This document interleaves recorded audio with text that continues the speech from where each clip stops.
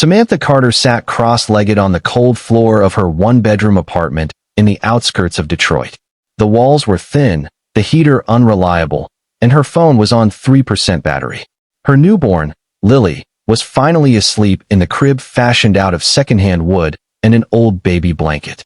Her formula had run out 3 feedings ago. Samantha had tried everything, pawned her last piece of jewelry, returned the unopened diapers for store credit, and even considered walking to the shelter downtown. But she was exhausted. Her feet were swollen from the hours she spent working as a night janitor at the community college. And there was no one left to call. Or so she thought. She stared at the phone screen, her eyes cloudy with fatigue. Her fingers hovered over the messaging app. Desperate and afraid, she opened her contact list. There it was, Mr. Davis, a name she barely remembered from a group message she had accidentally joined months ago when a friend tried to organize a fundraising committee. She didn't know who he was, but he hadn't blocked her. That was enough. She typed, "Hi. I'm so sorry to bother you. I have a baby who hasn't eaten. I ran out of formula. If there's any chance you could help, even just $10, I would be so grateful. I'm just out of options." And hit send. Across town, in a penthouse bathed in glass and steel, Alexander Davis was closing his laptop after a brutal 14-hour day. CEO of Davis Tech, the largest private software firm in the Midwest, Alexander was the definition of relentless.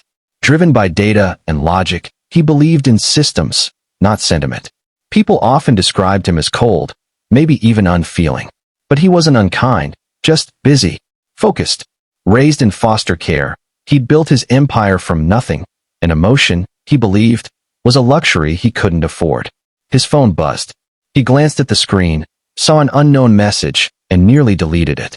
But something about the words, "baby who hasn't eaten," made him pause. He read it again. Then again. He could have dismissed it. Another scam, maybe. But then he pictured what his little sister used to look like when she was hungry and scared, back before CPS split them up. "Trace the number," he told his assistant over the phone. Discreetly. And send a delivery of formula to that location within the hour. Samantha didn't expect a reply. She didn't expect anything, really. So when her phone buzzed 10 minutes later with a notification from a delivery app, she stared at it blankly.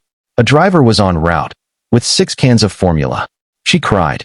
Silent tears fell down her cheeks as she clutched Lily to her chest and whispered thank you into the dark. The next morning, another knock at the door startled her. She opened it to find a man in a crisp black suit holding a white envelope. "Miss Carter?" She nodded. "Mr. Davis asked me to deliver this personally." The man handed her the envelope, nodded once, and left. Inside was a note. "No mother should feel helpless. This is not charity. It's a lifeline. Use it wisely." There was also a check. $10,000. Samantha almost collapsed. But she didn't squander it. She paid off her overdue rent, signed up for online courses in medical billing, and found part-time childcare so she could attend weekend classes. The money didn't fix everything, but it gave her a chance, a real chance. Months passed. Lily grew stronger, Samantha steadier. She sent occasional thank you texts to the mysterious Mr. Davis, always receiving a brief but polite response. It wasn't a friendship, but it was a thread of connection she clung to. Then, one day, her phone rang. Unknown number. "Samantha Carter? This is Alexander Davis." Her heart raced. "I'm expanding a healthcare initiative and need someone with your background, real experience with the system. Would you be interested in consulting on a pilot project?" It felt surreal. "Yes," she said, trying to keep her voice from cracking. He met her at a community center 2 weeks later. When she saw him, tall, stoic, sharp-suited, she couldn't reconcile him with the man who had fed her baby. But his eyes were kind, even if his voice was clipped. They worked together on a community health program for single mothers. She brought passion and insight. He brought resources and structure.